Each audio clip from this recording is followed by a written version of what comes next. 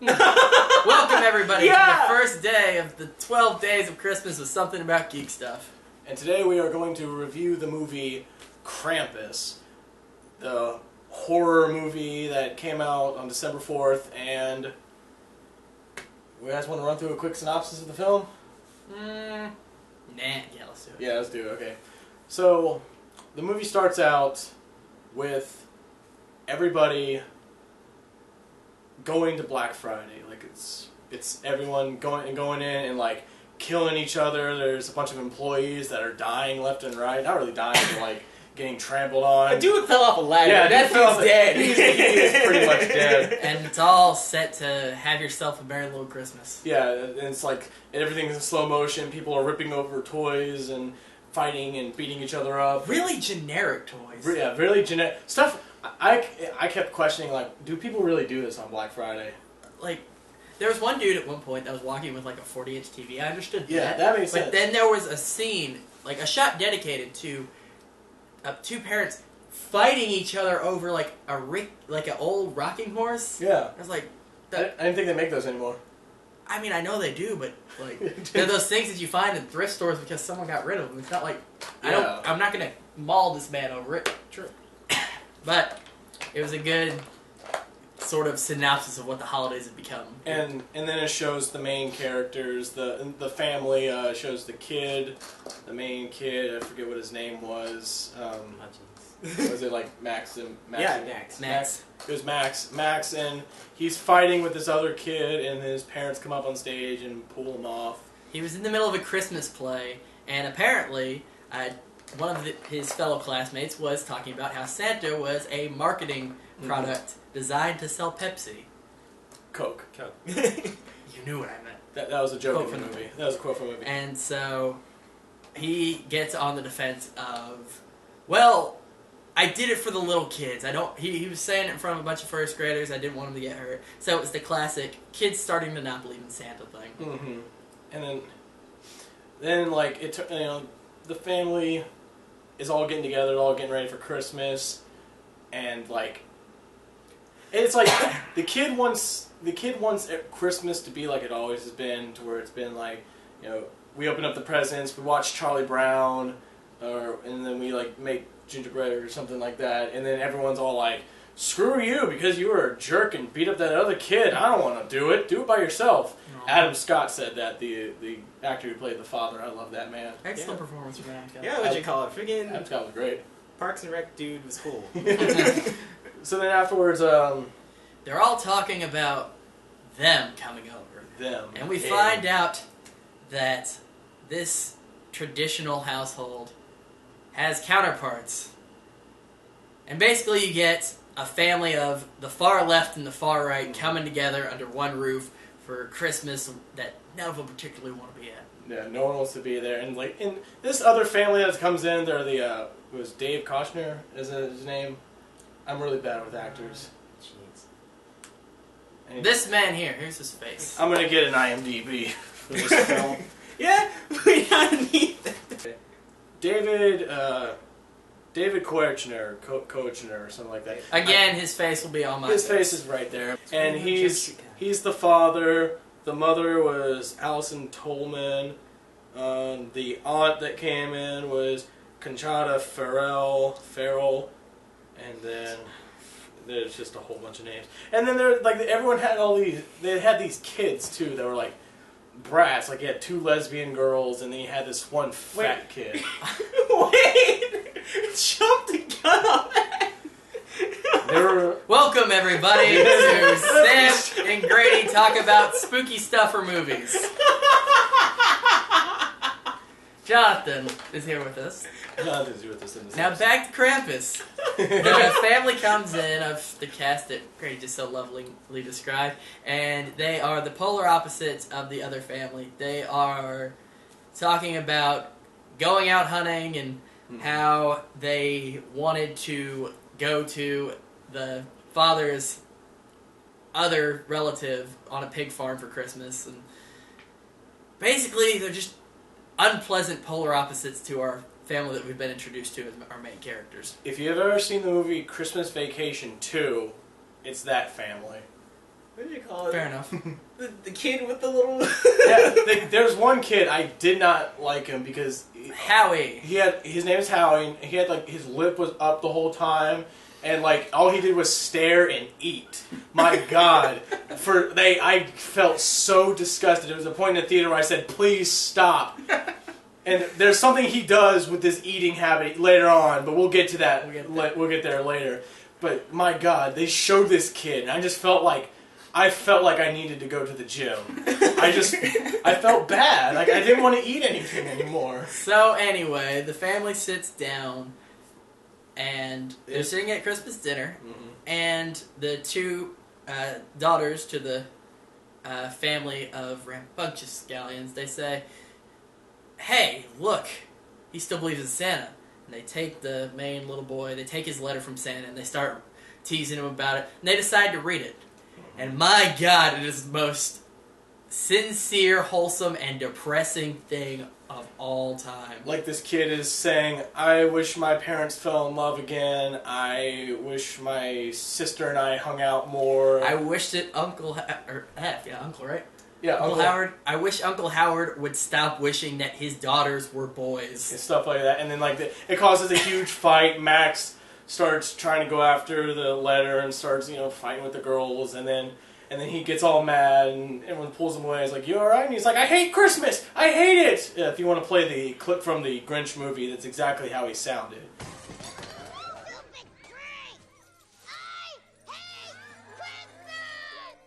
Anyway. Weird movie. Anyway, it's and then he goes upstairs. Him and his dad start talking. Listen, buddy. Yeah, I'm listening. The holidays suck. Yeah. I lost my point. The holidays suck, and we got 3 more days with these people. You feeling any better yet? This was like, so listen. I'm listening. So listen. I'm listening. So listen. I am listening. Yes! But then Dad's like, "Okay, you still can mail your letter to Santa." And then, I don't wanna. You made a great Teacher Onizuka reference, and I hate Christmas. I'm gonna rip up my letter and throw it outside. He rips up the letter, throws it outside. In a weirdly Polar Express fashion. And that's when everything starts going sour. Shaking head Groot is another word for sour. And what happens is... Let's see what happens after that.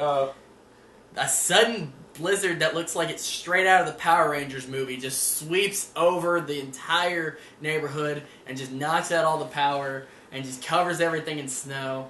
And then, like, it was weird. It's like they start noticing... little Max starts noticing snowmen Guys, outside. like, reach for those, like, film analogies. It was a weird looking effect. It looked like it was out of a 90s movie. Yeah. Fair enough.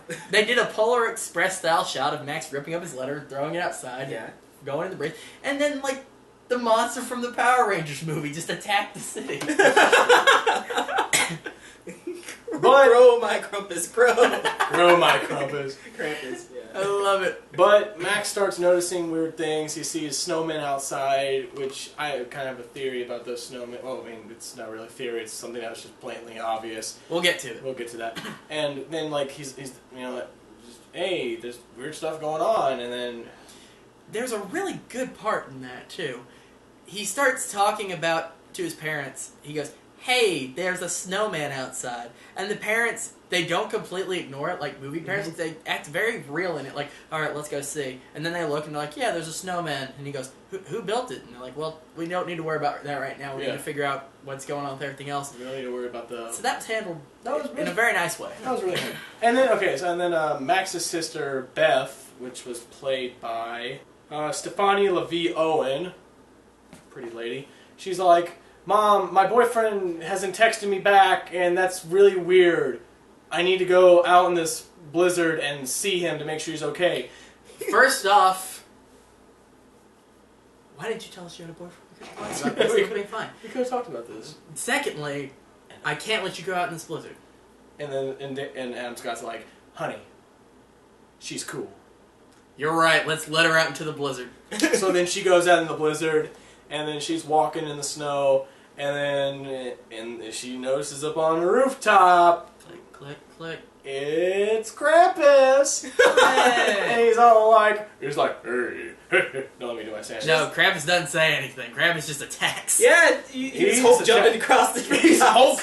he's Hulk leaping across the rooftops and chasing after this girl, and then like she goes up to this van, and then she like tries to open it up and wipes away the snow, and like there's a dead guy in there, and she's like, ah! It's the dead delivery man that dropped off some gifts earlier in the Yeah. movie, and everyone's like, "Oh no, he's dead." By the way, there was a point where the delivery man dropped off the presents. Forgot about this. He dropped off the presents, and then the aunt and Uncle Howard were like, "Whose presents are those?" And he was like, "I don't know. It's probably from the brown man." There was a giant What do you call Santa it? bag Yeah, sitting the there. brown guys. Yeah, the brown guys. The brown UPS. guys. UPS. Because they can't say UPS.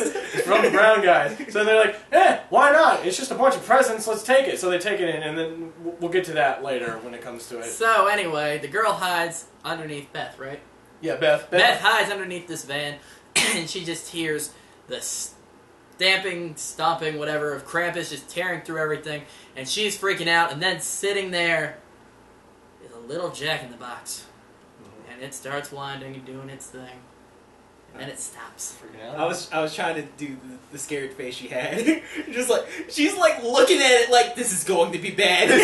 She knew this was going to be bad. Yeah, And like then- she didn't even make an effort to walk away from it. And then in an homage to Attack of the Killer Tomatoes, you just see a box go underneath a truck, it pans upward, and you just hear her scream. And like the whole truck is shaking, and then Beth's dead. The family's all like, "Mom," or Mac's all like, "Mom, Beth has been gone for hours.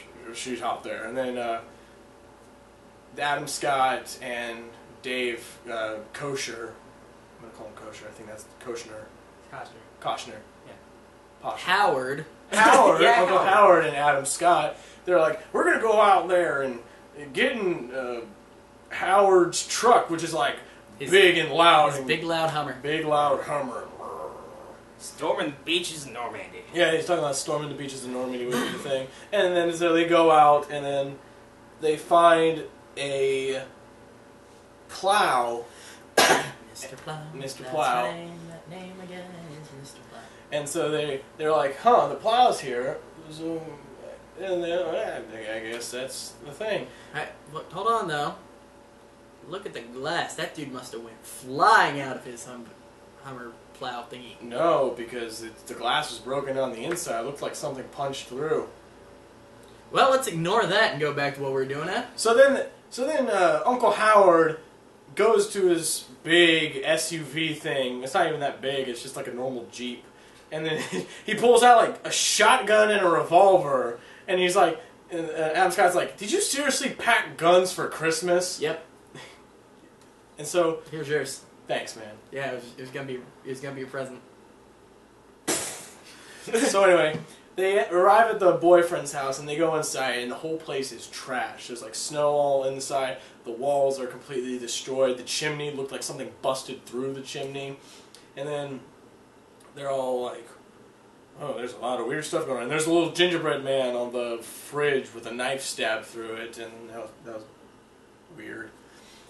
And then they start hearing screaming, and it's Beth screaming, and so they run outside, and they're looking for it, and then all of a sudden there's like a weird snow, sand.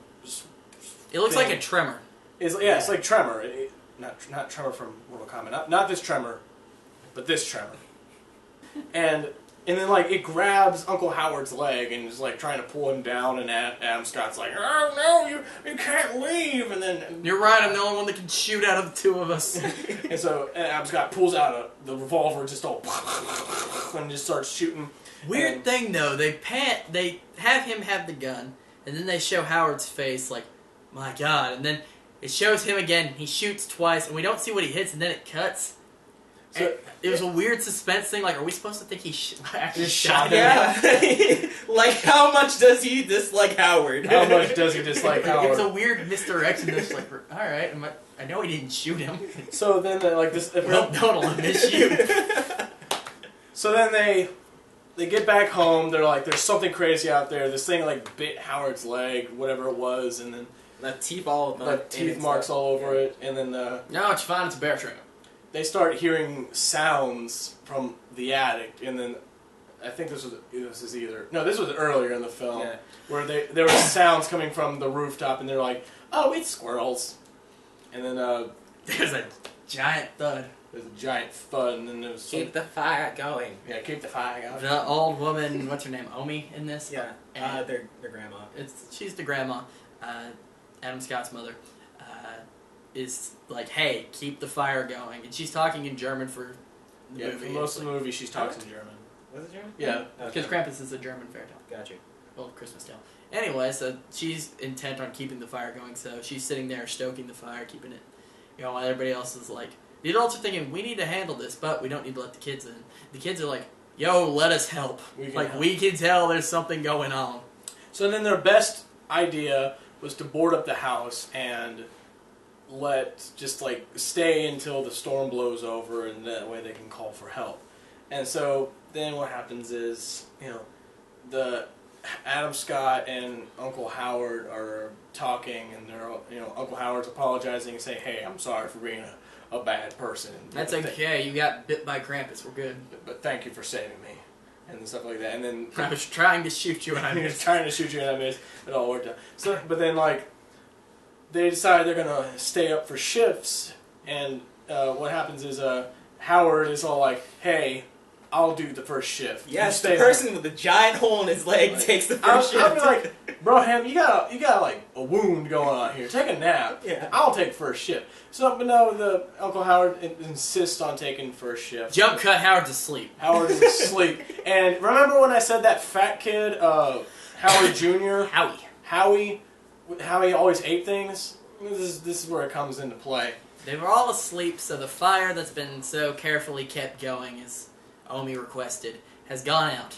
Mm-hmm. It's gone out, and then we start seeing a big hook coming down the chimney. It's just like, it's a big hook on a chain, and then it comes down further, and then there's a little gingerbread man that's just tied around it. Oh, this kid. And then little Howie wakes up, goes over to the chimney, looks at the thing, grabs the gingerbread man, and being the fat person he is, bites it and starts eating it.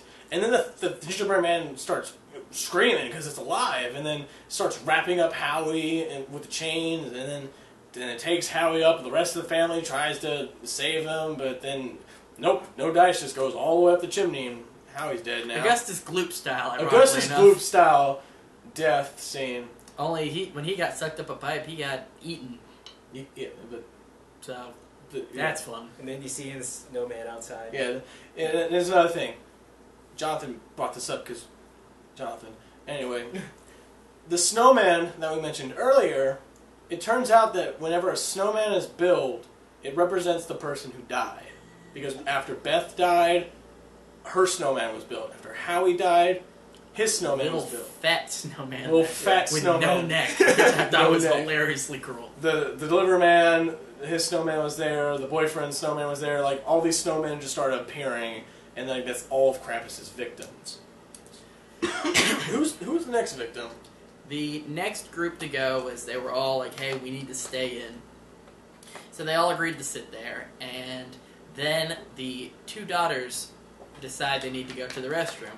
However, the downstairs restroom has been clogged up because the ant pooped so big, apparently. I didn't know what it was. It's a way of saying it. So they go upstairs, and they're looking for the other bathroom. And Beth, her room was in the attic, so they hear Beth's voice calling. And they are like, Beth, you're okay. Where are you? She's like, yeah, I'm fine. I'm up here. Let me show you what I've been doing. It wasn't even like that convincing of a voice. Like, yeah, it's me, Beth. I'm fine. Come upstairs and I'll show you my collection of Oh my god, Beth sounded just like that. It's gotta be Beth. Yeah. It was like, how could you confuse that as Beth? It sounded like someone mocking Beth. I'm hearing Beth. Let's go upstairs. Yeah, just like, I have something to show you. You just like, what? Man, I bet this won't be our eternal demise. Let's go. These two girls were so dumb. You could have been like, yeah, baby, it's Beth. Come on up. I'll show you what I've been doing. Well, Beth did used to call us baby. Well, Beth did sound like a very muscular male figure. Let's go up there. Yeah, let's go. So they go upstairs and, well, they get attacked too. Chaos ensues, and it's this giant jack-in-a-box that's just like eating one of the kids. The adults run upstairs, company excluding Howard, who decided to go into the kitchen. Mm-hmm. because he heard different noises. So the group upstairs is fighting the Jack-in-the-Box when we see a Christmas angel harpy porcelain doll thing also attack, and what looked like a Fur Fighters reject with Fur Fighters reject and stuffed bear coming and attacking. So they're dealing with that. Downstairs, you see another gingerbread man, we assume the one that was bitten by Howie, is hiding in the gingerbread house in the background, and Howard's looking for him. He knocks the gingerbread house down and finds 3 gingerbread men. And they are pissed. They pick up the nail gun that they were using to board up the doors and just start firing at him. And so Howard, he's running, he's dodging, grabs a cutting board and starts trying to catch the nails until the cookies run out. Then he takes his shotgun and proceeds to fire at the kitchen table. he shoots a lantern that explodes and is hilarious. Yes! It's like Michael Bay's Christmas. Just cookies flying and screaming. There's little carnage from the house exploding. It's glorious. They're all on fire and everything. And the best part, a lot of people clapped in the theater, is one of the cookies that was still alive took a candy cane, was running towards him, and was about to stab Howard. And all of a sudden, the dog that Howard brought jumps in and eats the cookie. So, 2 cookies get shot, slow motion stabbing to be eaten by the dog Lucy, played by Thor. Played by Thor, a dog named Thor. And Now, it's amazing. it's amazing. Now, back upstairs, there's the Jack-in-the-Box that's... The way he looked, like he was just eating one of the girls. He looked like... if you ever seen the movie The Taking of Deborah Logan, and the scene where the woman is eating the child, it was that. Spoilers for that, too. Also, he had a predator mouth. He had a predator mouth. Mouth thing. Yeah, a weird thing. And then the harpy that looked like the Bride of Chucky. And then there was the teddy bear that got... She kind of did look like the Bride of Chucky. Yeah, that's what I was thinking the whole time. And then there was a little robot, too. But they ended up... Oh, there was a robot. They ended up... The aunt notices that one of her kids is still alive. And she goes into action mode, picks up an axe, chops the robot down the middle, takes the axe. The harpy has hung up her sister, so she knocks her down off the Christmas light she was being hung by, just charging through, and goes to attack the Jack-in-the-Box and does a one-liner. And so the Jack-in-the-Box gets away, crawls through a vent. Crawls through the vent and gets away. And then so they all go downstairs, and they hear the Jack-in-the-Box still up in the ceiling. And so, like, the kid, Max, opens up the ventilation shaft and sends the dog in, and the dog starts attacking. And then, bam, the thing just falls through the ceiling.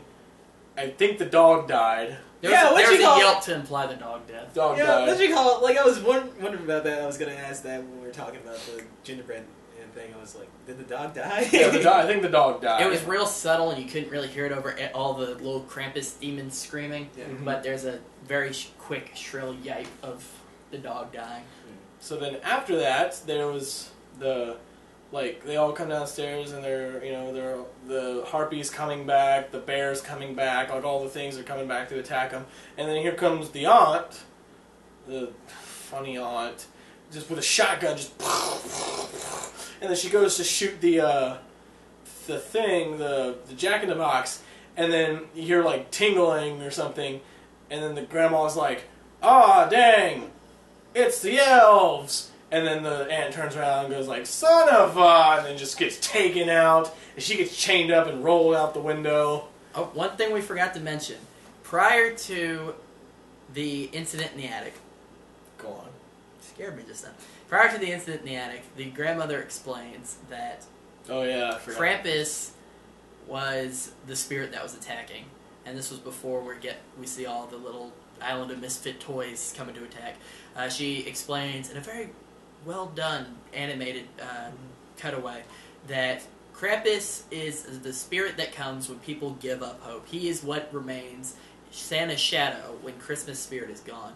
And in her little town in Germany, when she was a little girl, there was poverty, and she had given up hope, and she'd given up on Santa. And so she made a wish, not for things to get better, but for everything to go away. And so that night, that Christmas night, Krampus came through, killed her parents and everyone else in the village, and left her as a symbol, as a way to spread the message. This is what happens when you give up. And he left her one of the bells from his jacket, from his cloak hood thing, and it just had his name on it. And so she's explained this, and so she knows when the elves are coming and busting through. She knows what they are ahead of time. The elves, when they bust through, they have porcelain face masks. They're dressed kind of like the things from Where the Wild Things Are. Yeah. The lesser wild things. And they're all gathering around in traditional horror fashion, not really doing anything, just kind of in and out, Yeah, mugging back the and camera. forth. Hey, what's up? They were mugging the camera is what they were doing. And they're wrapping everybody up in chains. When the aunt gets taken, there's a fun cartoon woo Woo! sound, like a Sound little effect. slide whistle. I thought that was hilarious. Didn't they try to save somebody else instead of the aunt, though? And then, what you call it, that's why she was just like, really? Yeah, see, the aunt got taken away. Oh, they're trying to save the kid. They're trying to save the kid. I think it wasn't the mother. Who was it that jumped on the Jack in the Box? Was it Howard? Yeah, Howard jumped on the Jack in the Box, and it took him away too. And so then, like, the elves went away, and then the family decided they were gonna get to the snowplow, get the heck out of there, and just keep driving until they find someone who could help. Now, the elves have gone through and swarmed their thing when suddenly they hear a sound that, for them, means Krampus is coming. So they stop, they back up, they leave, and they're just laughing the whole time. They're like, okay, Krampus is coming, he's gonna get you. Krampus is gonna get you. The family goes to escape out of the house, and Omi, the grandmother, says that she wants everyone to go, and that she is going to face Krampus one-on-one because she was the one that brought him in the first place when she was a girl. So she looks to Max, and in English just looks at him and says, "Be good, Max." Then she closes the door, and she stands in front of the chimney as Krampus comes down. And it's the big reveal of Krampus, which is pretty interesting.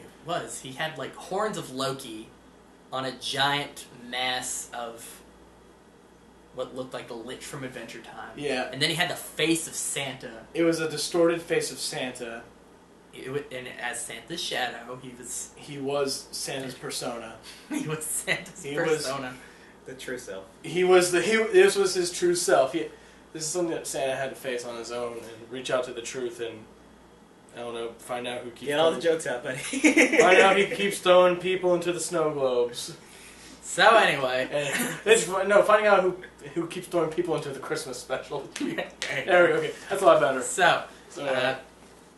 Omi, she's facing down Krampus. She has the bell that she was given, and Krampus comes up to her with all his looming evil, and she's just staring him down, real nervous. He touches her face, sticks his tongue and licks her face, which is weird. Yeah. Then he puts down his bag of toys, and she looks at it, starts giggling and cackling, and her eyes go wide. He opens it up, and it cuts away to her being eaten. Yeah, like a bunch of toys start popping out and taking her away and stuff like that. So then it goes to the family, and they're all like running to the snow plow, and then we're almost at the end of the movie, so it's pretty much everyone's going to go somehow very quickly. Adam Scott decides he's going to defend his family by shooting 3 more tremors in the snow. Yeah, the tremor comes back and starts taking, and then takes him away, and then the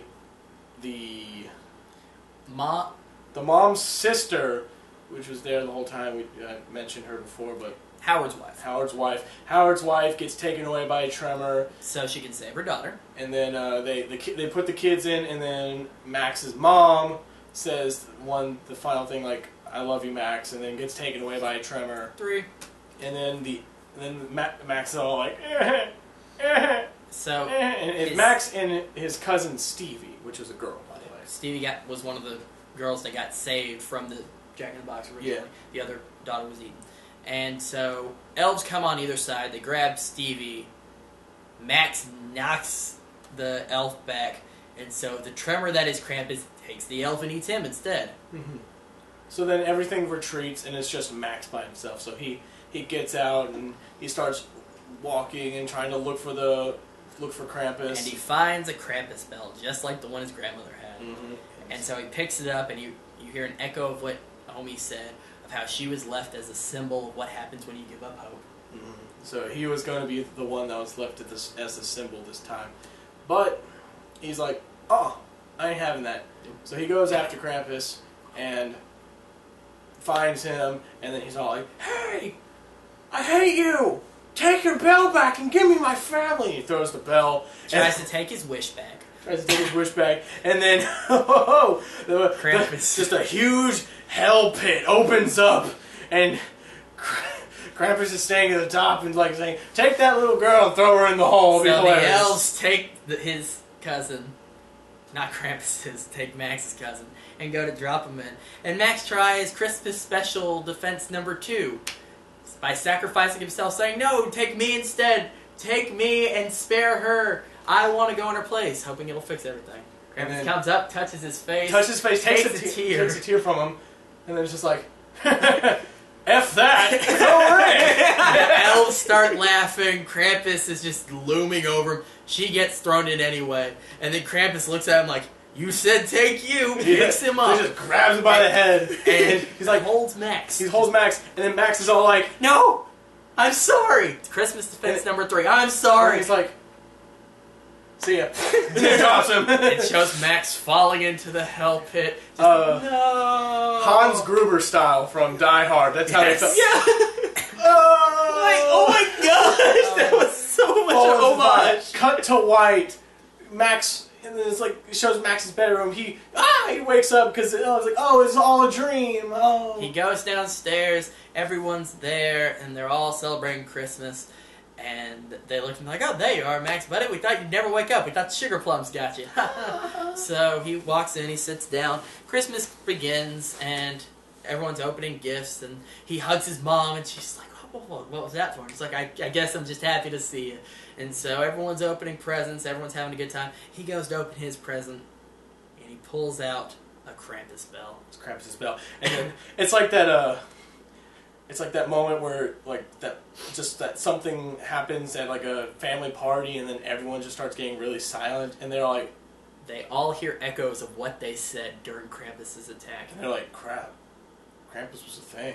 And in a very cabin-in-the-woods-esque ending, it pans out of the house. Keeps panning out. And it pans out, and it's a snow globe.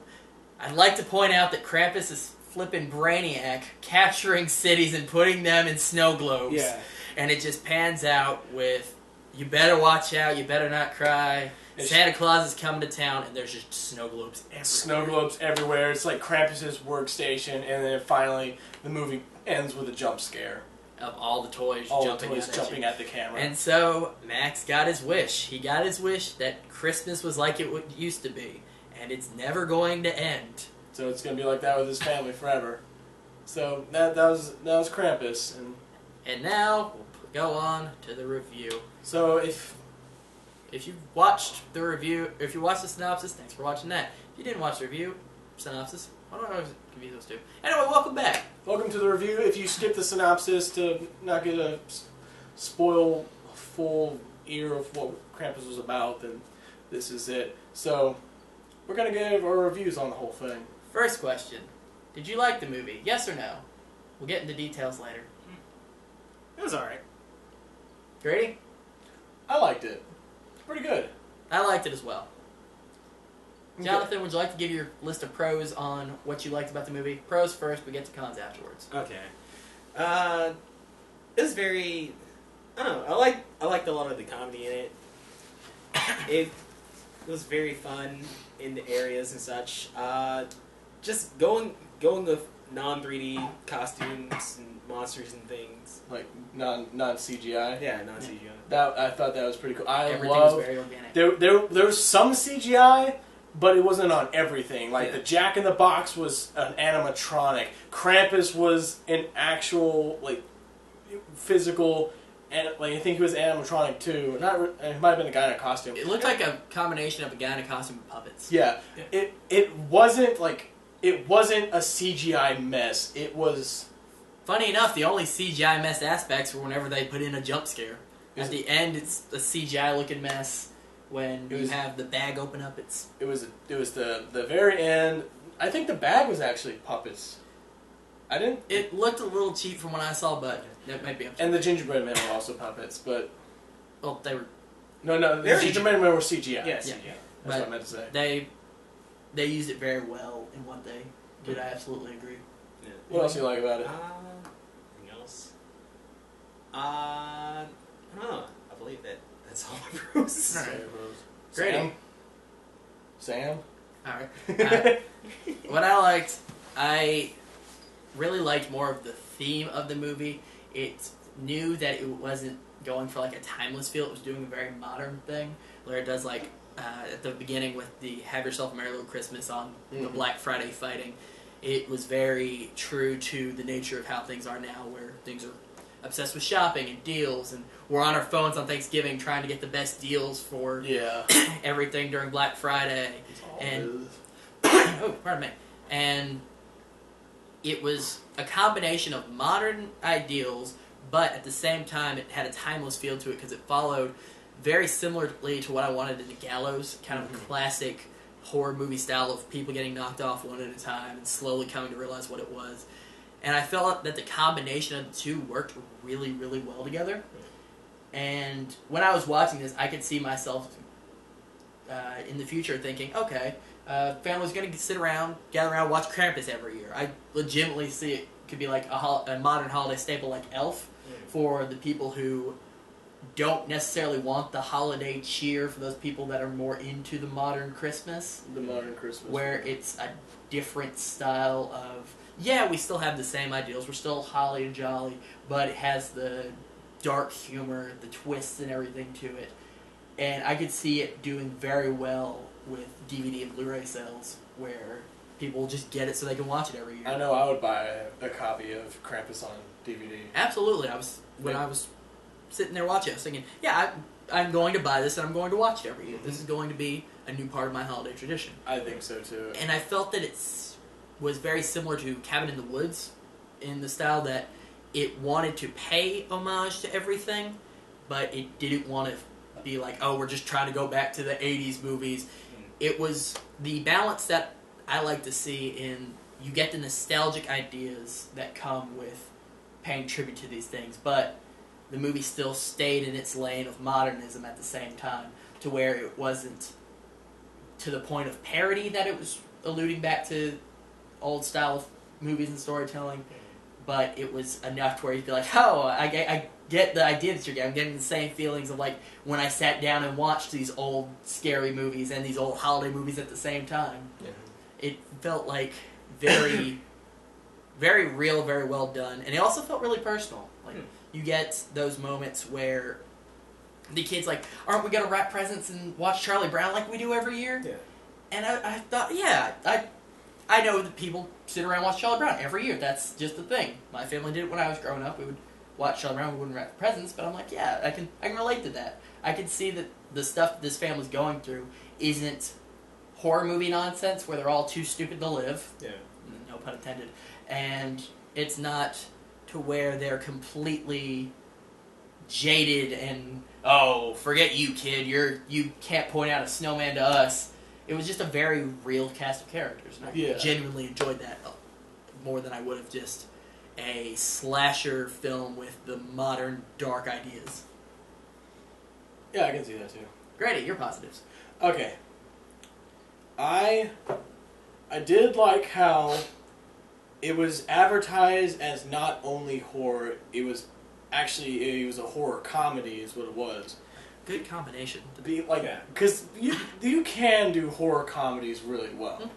And if you do it well, it's often really, really great. I can't really think of a horror comedy off the top of my head. Cabin in the Woods. There you go, Cabin in the Woods. The silly sound effects that came in, I like those because it was like, okay, it's like you got this creepy Santa guy and he's got all these funny minions, like his minions are like a gingerbread man and like a stuffed bear, so the sound effects and the goofiness, the goofy tone of the overall film, like that's what I felt like would happen if you met this Krampus guy. Like it would be scary, but making it funny and scary is actually more terrifying. Agreed. It's like these things are happy. They're happy. They're enjoying killing you. They're enjoying killing you, which is a lot worse.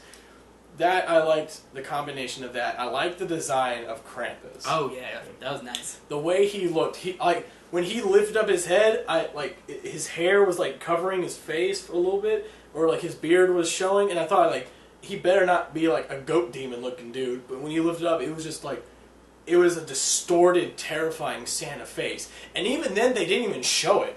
No. They barely showed Krampus's face. Like you could see it, but you couldn't see it at the same time. And that's the reveal, and that was great. And like just seeing him come down, he's got these long fingers and these hoof feet and like huge horns, and like he's just a big guy with like a hunchback and like a hood over him, and this dude, his mouth is like permanently open.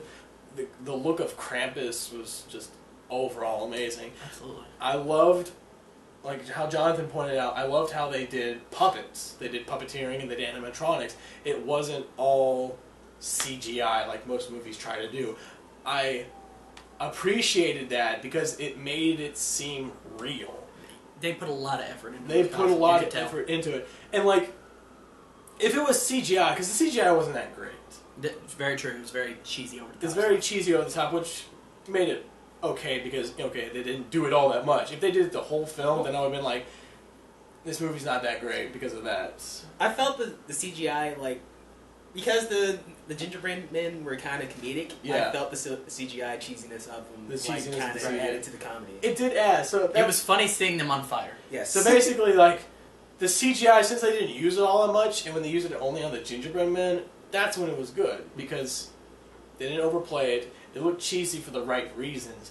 And, like, the Jack-in-the-Box was the terrifying one, because his mouth opening up Predator style, and, like, him eating the kid. I keep doing this motion, but that's what he was doing. He was like, and what was great about how they were doing that was that they didn't show you the scary aspect to things until later on. yeah. Until the people were face to face with the monsters, the Jack-in-the-Box had he looked like a clown face, and he had a little smile molded onto him, and he didn't look scary until he turned his head to the camera, and you just saw his mouth open up into this weird hole that's just terrifying to look at when you've been just watching the whole time, just like, oh, it's just a clown. Mm-hmm. And even with Krampus, when they show him within the first death, when they show Beth, they show him in a silhouette on the roof.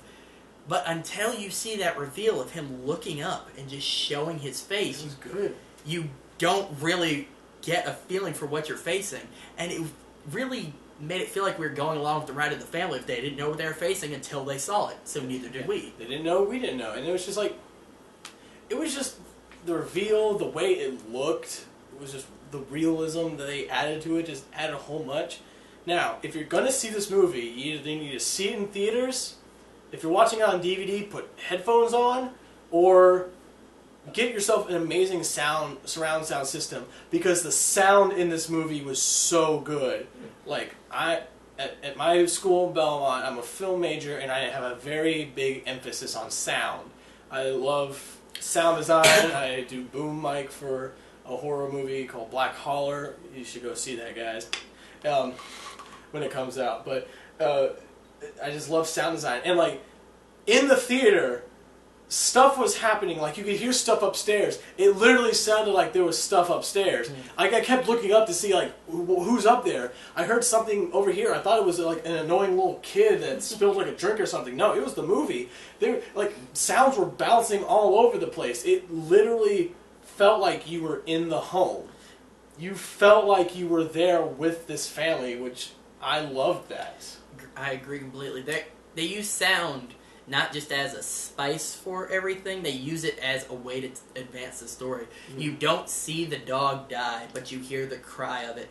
When the aunt gets dragged out by the rope, her little whiz sound effect that comes with it, I laughed out loud at it because it's just like, all right, that was an unexpected thing. These people are being murdered, you just hear, woo, woo! And all the little cackles and chuckling that were just in the background when Krampus was there, it would just show just how many people he had. You only saw like 5 of his minions at a time, but you know he had so many just minions there, so many people there because of all the cackling you always heard. Mm-hmm. And the second you don't hear sound, and the only time you don't hear sound, is when he's facing off with Omi one-on-one because everyone else is left. Everyone else left. It was quiet that moment. The only thing that was loud or actually had sound was him, opening up the bag and like the puppets coming out. Yeah. Other than that, it was an intense moment. And it felt like when you're with Christmas with a big family, where you have everybody going, having their own little things, everyone mingling and talking about everything. But then the second that they're all clear out, it just gets quiet. And it was just, for it to be a home full of however many people it was, 12 or however so many, it had the sound of, yes, I believe that this is a home that's hosting 2 families for Christmas. Mm-hmm. And you don't realize the silence until it's just there, and that's all you're faced with. So even the lack of sound was used so well to put you in the moment. This movie was just really good. And another thing I liked was the big middle finger to Max at the ending, because I swear if they end this movie where it was just a dream, I'm gonna say that's my con right there instantly. But he opens up the box and he has this happy Christmas, but he's stuck with that permanently inside a Krampus globe, and I was like, that is what Christmas is all about, is pain and suffering. Can I interject with that? Because I was just that the ending was a plus, because the little just togetherness part at the ending was just this is nice, and then just seeing the Krampus bell was just such a break of illusion. Just everyone knows this isn't real. And I like the fact that they all reacted to it. It wasn't just Max going, oh no. Yeah, it wasn't just Max. If they had cut it there, it would have been so disappointing. But the fact that everyone's like, I forgot. And then they all just realized, oh my god, we're stuck in here. Actually, I didn't know it was going to do the snow globe thing. I thought it was just going to end there. Everyone else realized that Krampus is watching us. Krampus gave mercy. I liked how they even though Max apologized and said he sacrificed me, Krampus said, no, you've been a bad boy. You get your wish. You get your wish. Yeah. That made it just so good right there. Well, what you call it? I just thought about the movie felt very Jeepers Creepers-esque. Yes. I was thinking it gave me a very Gremlins vibe with the elves and everything, and then tying it up in such a way. And I feel like this movie is Gremlins meets Cabin in the Woods, and that's how I keep looping back to those. But wrapping it up in a way where it's the whole movie wasn't for nothing, and this is trailing into con territory. But a big problem with Christmas movies usually that involves Santa Claus, where it's adults don't believe in Santa Claus, but Santa Claus exists in this world. There's always the big plot hole of why did they leave gifts? Who do they think bought these gifts if Santa isn't real? And in this movie, they never once deny that Santa is or is not real. Yeah. It's just that people don't believe in him. Yeah. And I was worried for a while. I thought it was going to be oh, there's that plot hole again, you see in Elf and other popular Christmas movies. But it was a point of, Santa's real until you don't want him to be. Then you get Krampus. You get Krampus. And so it wasn't a fact of, in this world, Santa didn't exist. It was that Santa stops coming when you don't believe, and then you're just counting up your total till Krampus comes and wipes out your city. And I really, really like that it was done to where it didn't just end on Krampus is watching. Krampus is done. He's had what he wants. Yeah. There's just no hope. That is no hope. So that's all the goods. I mean, is there any cons we got? I'm ready to talk some stuff about this movie still. All right. See, this is where I thrive right now. All right. In the cons. So. Okay, here we go.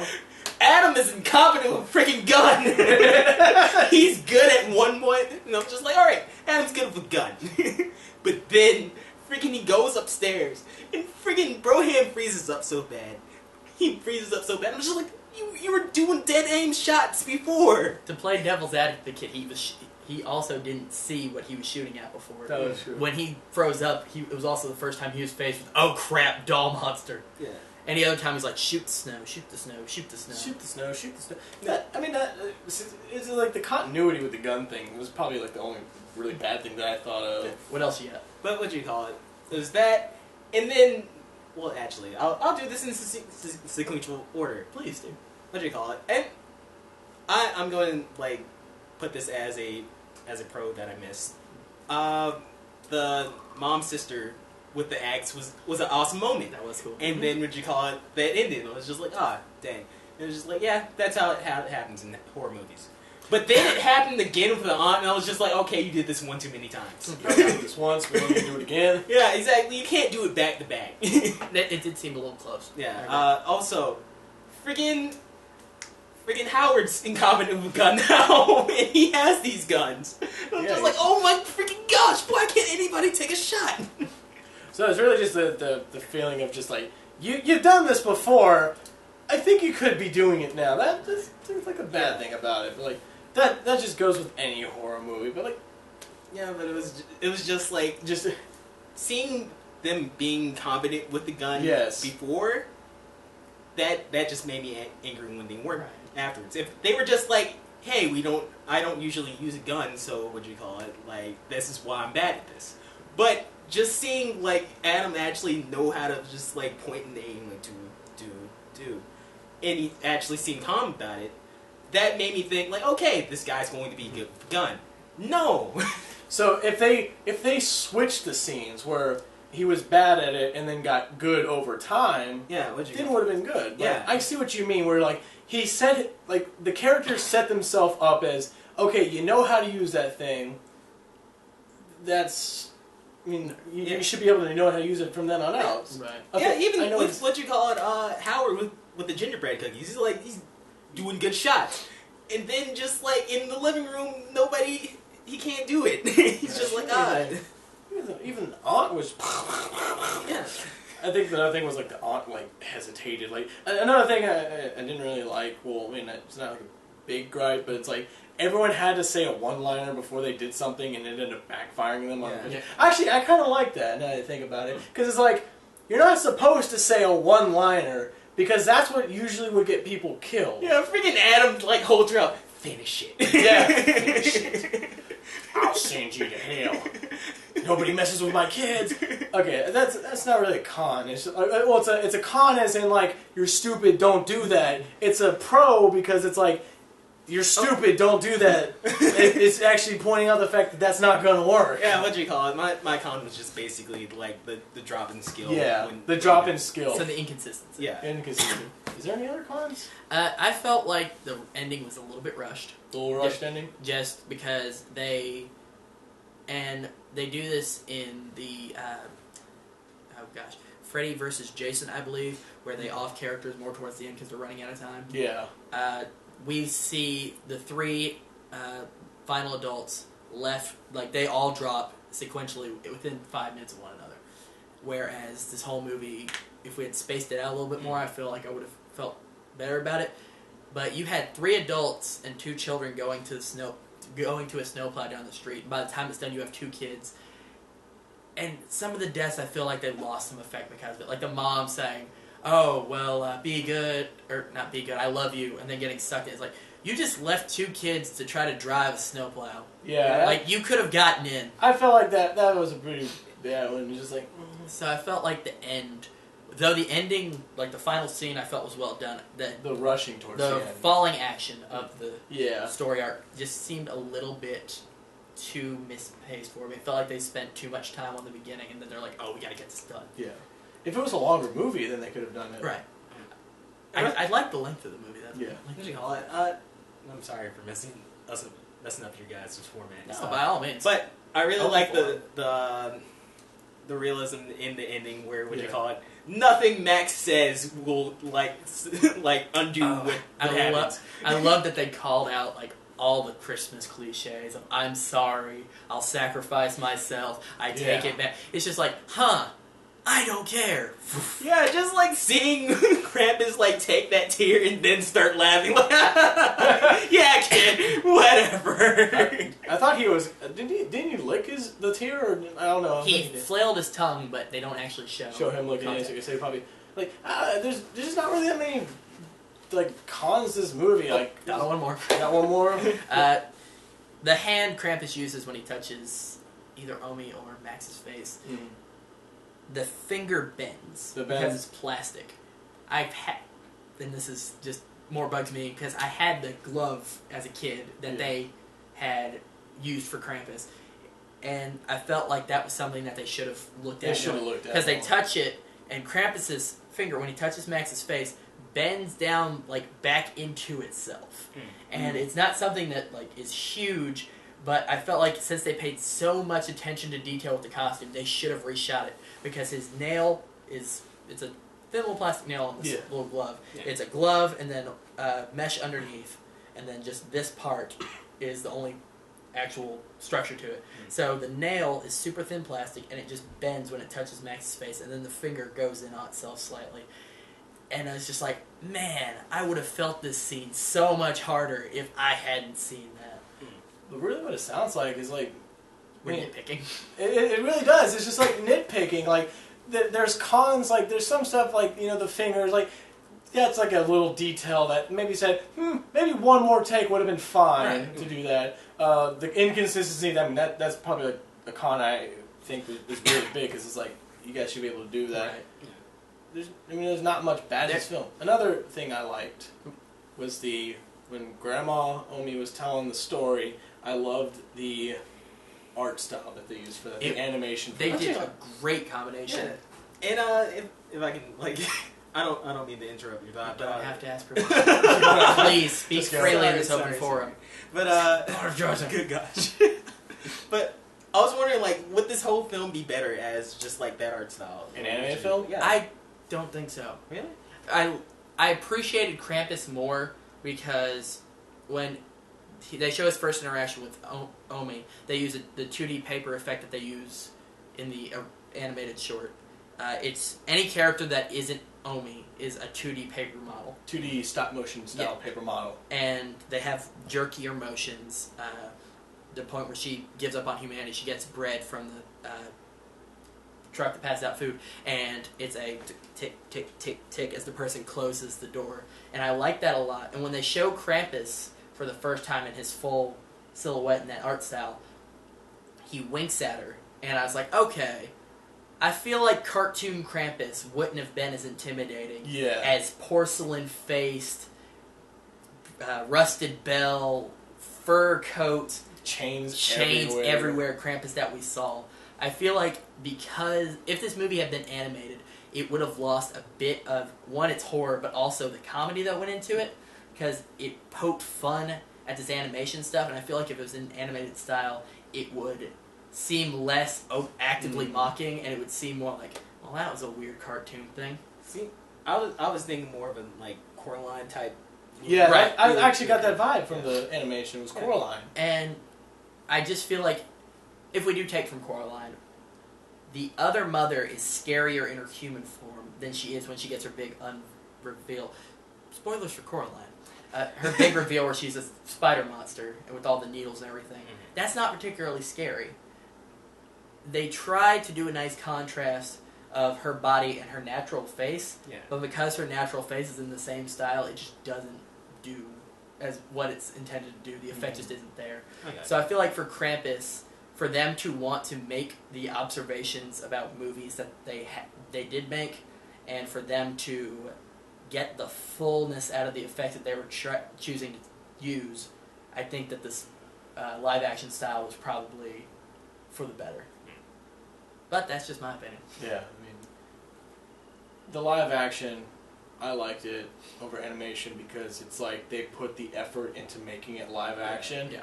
It's not like they halved it with like, half live-action, half animated. It was just, it was real with a little stuff. I mean, like I said, this movie was really good. There might be one or two cons about it, but they're not something that will make you say, I don't want to see this movie. I don't think it would have its appeal if it was animated. Yes. Just to cite another source, in the Harry Potter and Deathly Hallows, I don't know if it's part 1 or part 2, they tell the story of the Elder Wand, and they do it in a paper stop-motion style. And when they explain it as a flashback, it works really well. But I don't think, just from a business standpoint, you would get as many people with that animated style all the way through. Alright. Because it is Universal Studios, Universal and Legendary, I believe. Yeah, totally. Or Legend, or whatever that It was Legendary. And so, I feel like because those companies aren't particularly known for their dark animation, I don't think you would get the same pull from a business standpoint. While it does work great for a flashback, like with the Harry Potter movie, I don't think that they would get a better film out of just focusing on that style as a whole. I got you. So, should we do final verdicts? Krampus is awesome. Krampus is awesome, Jonathan. Krampus is okay. I say, definitely, if you haven't seen it in theaters, and you didn't spoil yourself with our review, Sorry about that. But go see Krampus, buy it on DVD. This is a movie, as a horror fanatic, I love it. It's just, they put so much effort into it, and it turned out to be this amazing piece, and I say go see Krampus. I feel like for filmmaking, Krampus is one of those that will hopefully get us out of this trend that we discussed in The Gallows. If you haven't seen that, it just got put up on the main channel recently, so go click that. We discussed in The Gallows how found footage film seems to be the trend, and we're hoping that it's a trend of the time rather than transcending into a new standard. And I feel like this is a rebellion against that, going back to the tried and true, not for the sake of the nostalgia that we've been sold so many times before, but because, hey, we're not done with this yet. We've got a story, and it doesn't matter what everyone else is doing, because this is Krampus, this is our movie, and we're going to have a heck of a lot of fun with it. Glad you brought that up, because I'm like, if this movie was found footage, I would say My God, that would suck. That would have been annoying. But the fact that this was a traditional horror film. What'd you call it? That's what I was about to say. I'm like, it feels really traditional. I got excited for that. I really Jesus. I'm getting all of you guys' message from the Christmas special 2015 thing. Stay tuned for that. Stay tuned. So, anyway, we're going to do ratings for Krampus. Out of 10 flaming snowmen, or flaming gingerbread men. Jonathan? 7 out of 10 flaming, whatever you gingerbread say. men. Yeah. Flaming CG gingerbread men out of 10. I give it 9 out of 10. I will give it a 9 and 1 missing a leg. 1 missing a leg out of 10. So there you have it, guys. If you haven't seen Krampus, go watch the movie. If you plan on seeing it when it comes out on a Redbox or DVD, go ahead and pick up yourself one. Krampus was really good. Go see it in theaters if you can. Yes. Especially for that sound design. Oh my gosh. Support this movie, because if we want more like this, we have to show support. Yeah. I will be buying a copy of it after seeing it. I will definitely buy a copy of it. And I'm buying it new. I'm not going used either. Oh yeah, baby. I'm making sure they get their money for this one. Another thing I'm buying used is that Charlie Brown movie, Peanuts. Oh god, that was a good movie too. I like that one. Alright guys. Good movies coming out lately. A lot of good movies are coming out. Thank you for being with us. We love you. Thanks, Jonathan, for joining us on Grady and Sam do spooky stuff. I don't remember the title. It's really long. Anyway, this has been day 1 of the 12 Days of Christmas. Get ready for day 2 tomorrow, followed by, obviously, 3, 4, and wrapping up at the end with our big extravaganza. So, see you guys Christmas Day. Yeah. Bye. Funny thing about that is, every time I looked over, I thought you were holding one of those, like, cone ice cream treats. Wow, one ice cream. You guys want to get ice cream? Alright. Alright. Like and subscribe to Something About Geek Stuff, all your nerd needs. Thanks for watching.